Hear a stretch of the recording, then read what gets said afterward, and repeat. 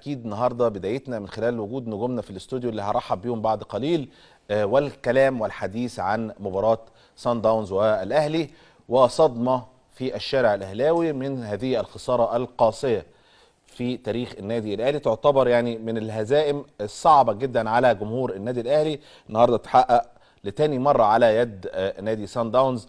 فريق الحقيقة من خلال كرة القدم هو بيقدم كرة قدم محترمة، كرة قدم فيها كل الفنون الخاصة بكرة القدم الحقيقية، وليست فقط الجزء البدني ولا الجزء الخاص الذهني، لا، كل تفاصيل كرة القدم كان بيقدمها النهارده صن داونز من خلال هذا اللقاء. والحقيقة لما اجي اتكلم على اللقاء ده ونتكلم ونبص كده، الفريق النادي الاهلي منذ ايام قليلة لعب امام فريق صن داونز، وبالتالي كل التفاصيل الخاصة بهذا الفريق كانت معلومة للمدير الفني واللاعبين، وكأن النهارده الفريق ده لأول مرة بتشوفه. يعني اللعيبة النهارده بيلعبوا والمدير الفني كولر في مواجهة صن داونز النهارده كانوا أكنهم لأول مرة بيشوفوا فريق صن داونز.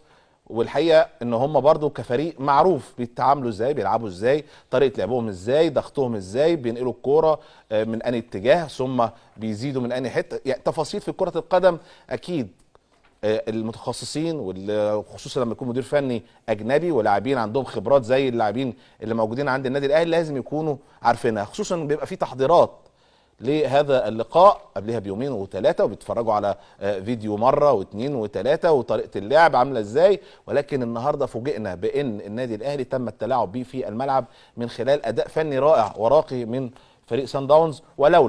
ولولا بعض الامور الفرديه لبعض اللاعبين زي بيرسي تاو النهارده كان هيبقى شكل النادي الاهلي وحش جدا.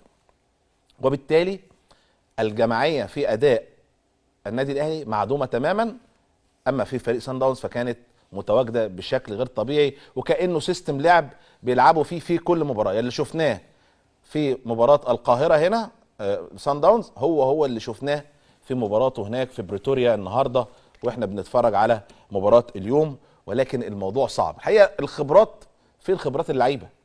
فين خبرات لعيبه النادي الاهلي؟ فين الشناوي؟ فين ياسر ابراهيم؟ فين معلول؟ فين محمد شريف؟ فين عمرو السوليه لما نزل؟ فين اللعيبه؟ فين ديانج والقوه البدنيه والدبابه؟ النهارده حقيقه لعيبه النادي الاهلي بعيد تماما وخارج نطاق الخدمه من خلال اللقاء ده. وبالرغم يعني ان انا واحنا بنتكلم احنا بعد مثلا ساعات اهو الواحد ما بعد اللقاء كان متنرفز جدا، لكن دلوقتي نقدر نتكلم بهدوء. حقيقه اللعيبه ما كانتش شايفه ولا المدير الفني حقيقه كان شايف. انا مش عايز اتكلم كتير في فنيات لان نجومنا هم اللي هيتكلموا في الامور دي، لكن لما اجي ابص اللقطات كده في الماتش والحاله الفنيه والذهنيه لبعض اللعيبه الاقي لعيب من صن داونز بياخد الكوره من قدام لعيب النادي الاهلي ولعيبه النادي الاهلي سايباه. لعيبه النادي الاهلي بتدي الكوره في منطقه خطر والميس باص عالي جدا في منطقه صعبه، ولعيبه لعيبه النادي الاهلي برضو يعني مش في حالتها. حاجات كتير حصلت في اللقاء النهارده، بالاضافه طبعا كمدير فني وتغييراته وتشكيله الاساسي. الحقيقه الواحد ما شافش تغيير ما بين التشكيله الاساسيه والتغييرات كمان اللي نزلت، يعني سواء احمد عبد القادر قفشه ما فيش تاثير ممكن نقول اضافوه في الملعب، لدرجه ان الواحد بيقول يعني النادي الاهلي لو قدر يضيع وقت كان هيبقى افضل ان انت يخش فيك اهداف.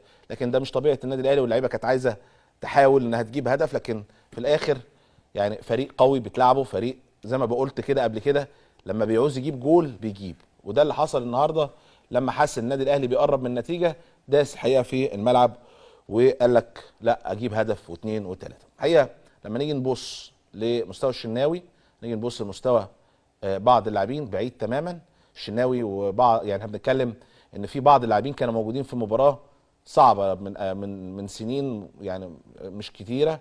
المباراه اللي خسرنا فيها كانوا خمس لعيبه كانوا متواجدين، سواء الشناوي هاني سوليه معلول ياسر ابراهيم، وكان يعني كان لاسارتي هو المدير الفني. وبالتالي لازم الخبرات تبقى موجوده. اما تحس ان الامور بتفتح خمس لعيبه زي دول وموجودين النهارده انك تعرف توقف الوضع، توقف لعيبه زمايلك على رجليها.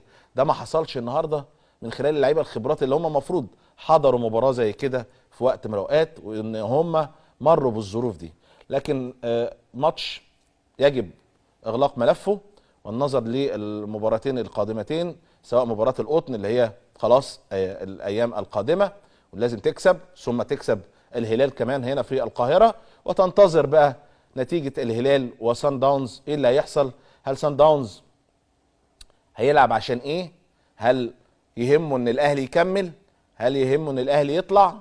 دي برضه باقدام الاخرين زي ما بنتكلم، وبالتالي بتنتظر دلوقتي بعد هذه الهزيمه نتيجه مباراتك في المباراه القادمه امام القطن الكاميروني، ثم فوزك في مباراه الهلال. ان شاء الله الاثنين دول يحصلوا، وتنتظر بقى المباراه الخاصه بمباراه سان داونز والهلال، مين يكسب ومين يخسر ومين يتعادل. لكن طبعا حسابات انت ما كنتش عايز تخش فيها، ولكن في الاخر هي دي كره القدم. هو ده حال الكره المصريه في الوقت الحالي. ما نيجي نبص الاهلي بشكله في الوقت الحالي، الزمالك بوضعه وفنياته في الوقت الحالي، منتخب مصر للناشئين هو بيخرج، ده الشكل العام لكرة القدم في التوقيت ده. والنهارده واحنا سوري انا منتخب الشباب، انا بتكلم منتخب مصر الشباب، وقبلهم كان الناشئين على فكرة.